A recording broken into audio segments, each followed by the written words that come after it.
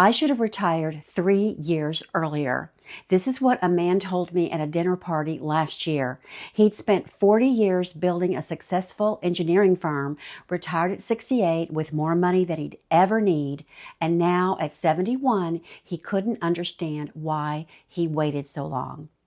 His knees had deteriorated to the point where the hiking trip through Patagonia he'd been promising himself for decades was no longer possible. His wife had developed early-stage dementia. The one more year, he repeated to himself, for the better part of a decade, had cost him something he could never recover.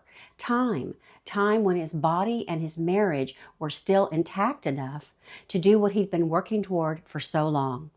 Today, I want to talk about the one regret I hear more than any other from retirees, and why avoiding it requires you to think about retirement timing in a fundamentally different way than most people do. Over the past 32 years, first as an attorney and then through the transitions I've navigated myself, I've watched hundreds of people retire, and there's a pattern I've observed that troubles me deeply. The people who retire with the most money are often the ones with the deepest regrets about timing, not because they have money problems, they're financially secure, sometimes extraordinarily so, but because they traded their healthiest, most energetic years for additional security they didn't actually need. They optimized for the wrong variable. Let me be clear about what I'm not saying. I'm not suggesting you retire before you're financially prepared. Financial insecurity in retirement is genuinely devastating, and I would never encourage anyone to leave work without adequate resources. What I'm saying is this: once you cross the threshold of genuine financial readiness, once you have enough to live the life you actually want to live, every additional year you work past that point isn't just accumulating more wealth. It's spending down a different kind of capital entirely.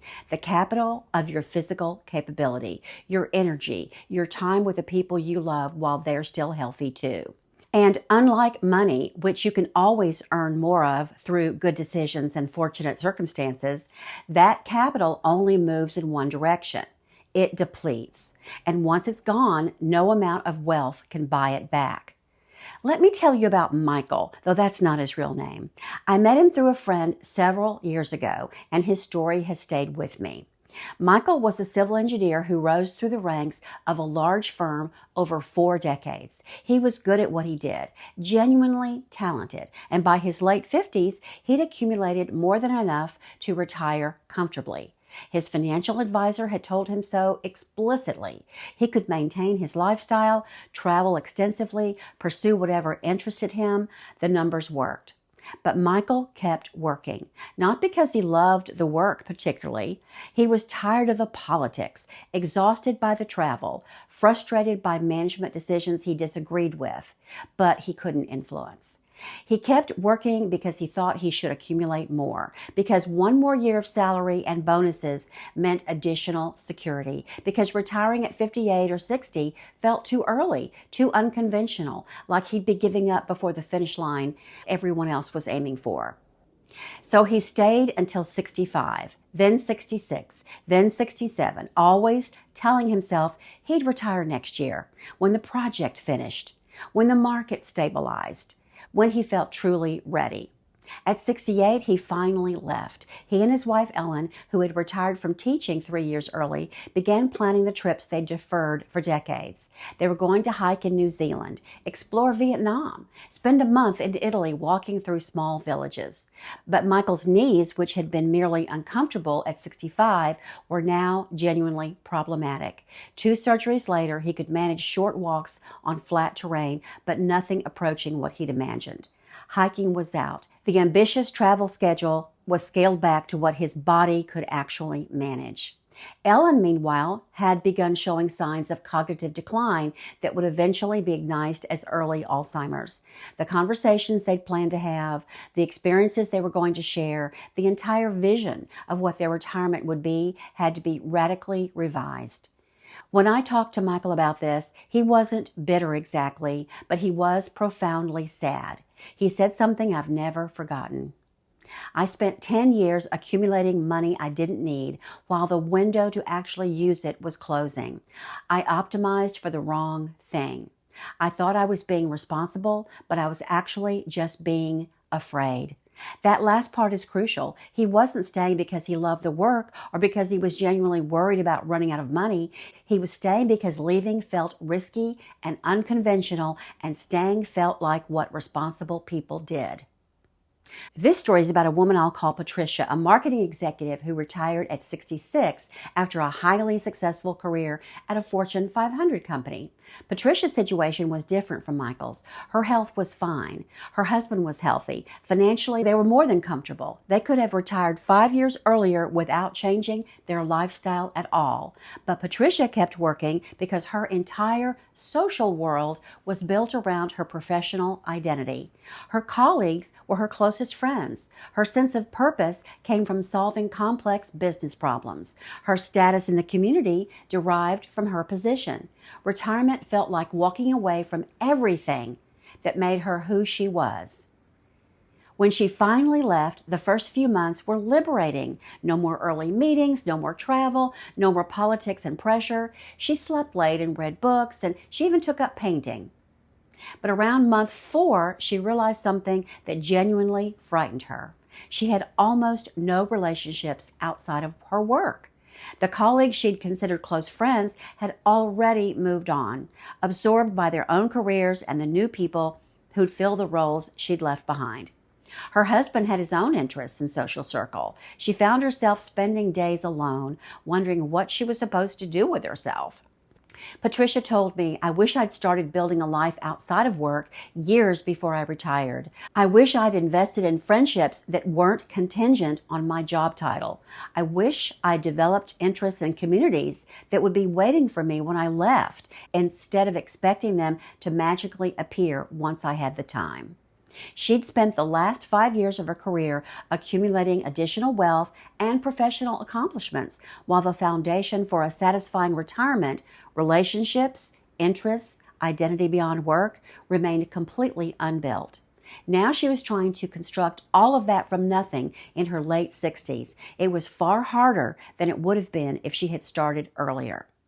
The third story involves a couple, James and Susan, both physicians who practiced in a small city for their entire careers. They were disciplined savers, lived well below their means, and by their late 50s had accumulated substantial wealth. But they kept working. They wanted to hit a specific number, a target they'd set decades earlier that would ensure they could maintain their lifestyle with absolute certainty, even if they lived into their 90s and the market performed poorly. They were aiming for perfect financial security. At 63, they finally reached their number, but by that point, James had developed a cardiac condition that made the international travel they'd always planned considerably riskier. Susan had older parents who now needed regular care and attention. Their energy levels, while still good, were noticeably lower than they'd been even 5 years earlier. They did retire, and they did travel, though more conservatively than they'd imagined. They did pursue interests they cared about, but both of them acknowledged that the retirement they were living was a constrained version of what they'd envisioned when they were younger. James said something that captures the essential problem. "We thought we were being prudent, making sure we had enough, but enough kept moving.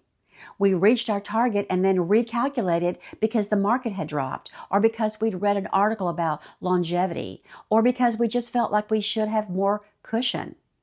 The goalpost kept shifting, and we kept chasing it.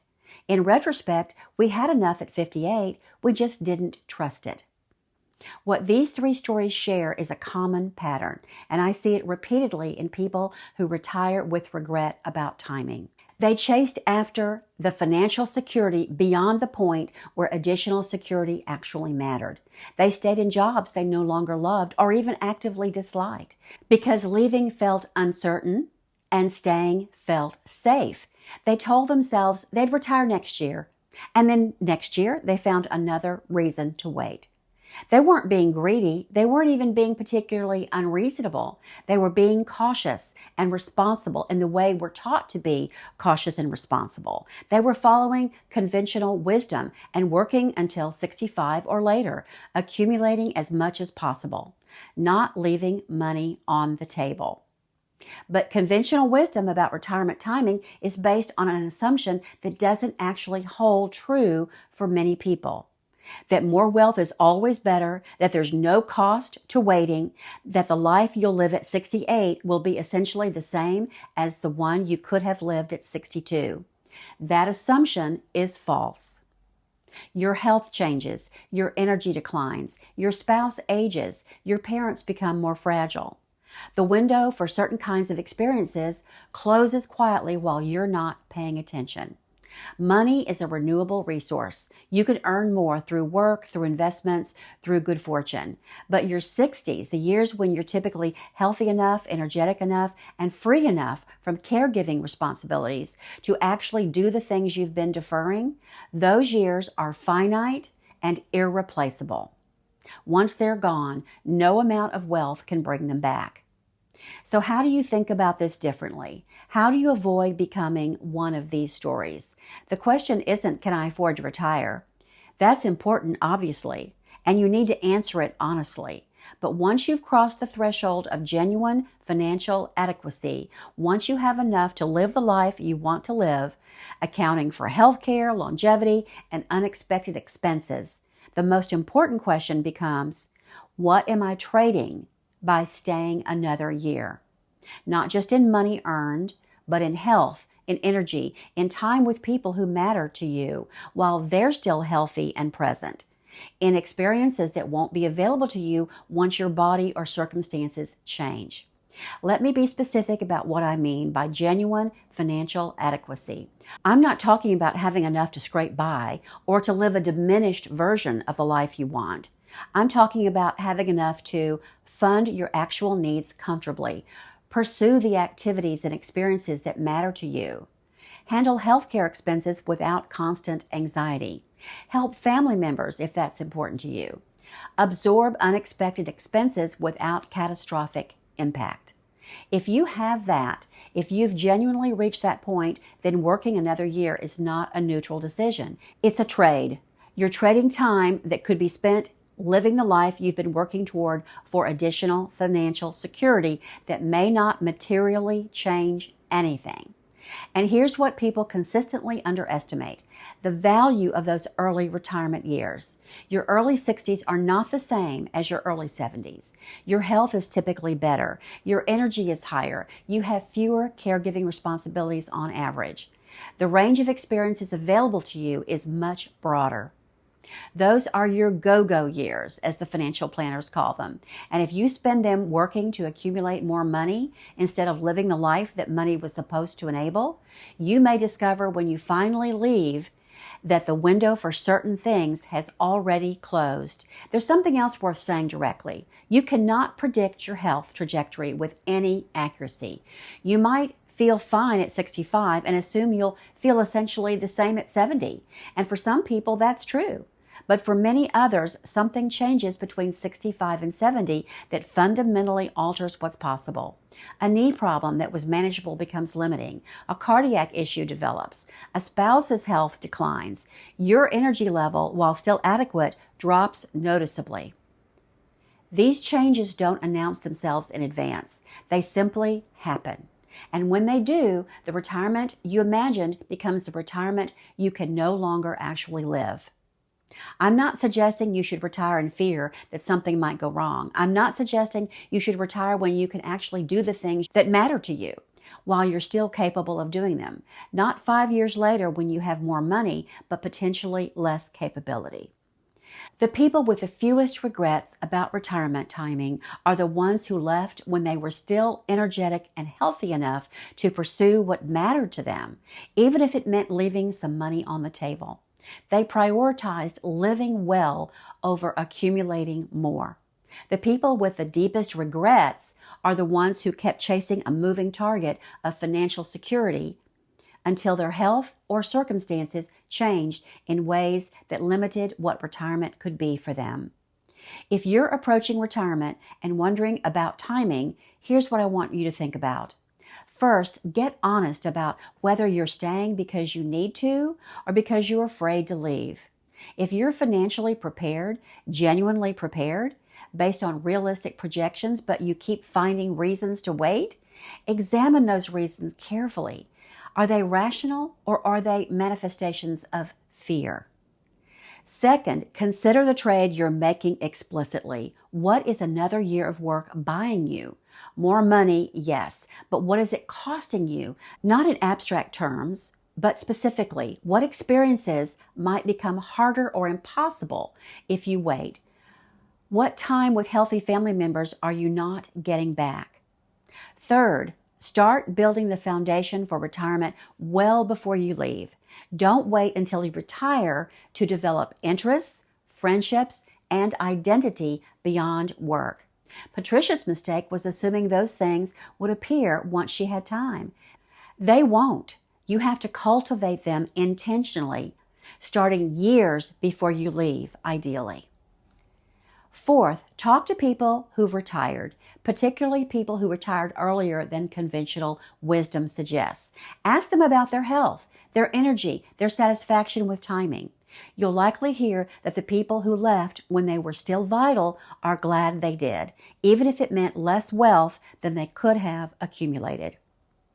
And finally, remember that retirement isn't an on-off switch. You don't have to go from 60-hour weeks to complete leisure. There are intermediate steps, part-time work, consulting, project-based engagement that let you step down gradually while testing what retirement might feel like. The goal isn't to retire as early as possible. The goal is to retire when you can actually live well while you're still capable of doing the things that make life worth living.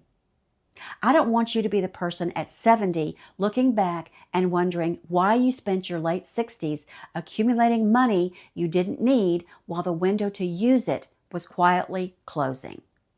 I don't want you to be the person who realizes too late that you built your entire social world around work and now have to construct a life from nothing when you're tired and your contemporaries are already established in their own patterns and social circles. I don't want you to be the person who finally reaches financial perfection only to discover that your health or circumstances have changed in ways that fundamentally alter what's possible. The regret I hear most often from retirees isn't, "I wish I'd accumulated more money." It's, "I'd wish I'd left sooner while I still could have done the things I was working toward." Money is a renewable resource. Your healthy years are not. Once you've achieved genuine financial adequacy, every additional year you work is a choice to trade irreplaceable time for additional security that may not actually change anything meaningful. Make that choice consciously and intentionally, with full awareness of what you're trading. Don't drift into it by default because leaving feels scary and staying feels safe. You've worked hard. You've been responsible. You've built something. At some point, the work is done, and it's time to actually live the life all that work was supposed to enable. Make sure you do it while you still can. I'm curious about your experience with this. If you've already retired, do you wish you'd left earlier or later? If you're still working, what's keeping you from leaving once you're financially ready? Please drop a comment and share your thinking.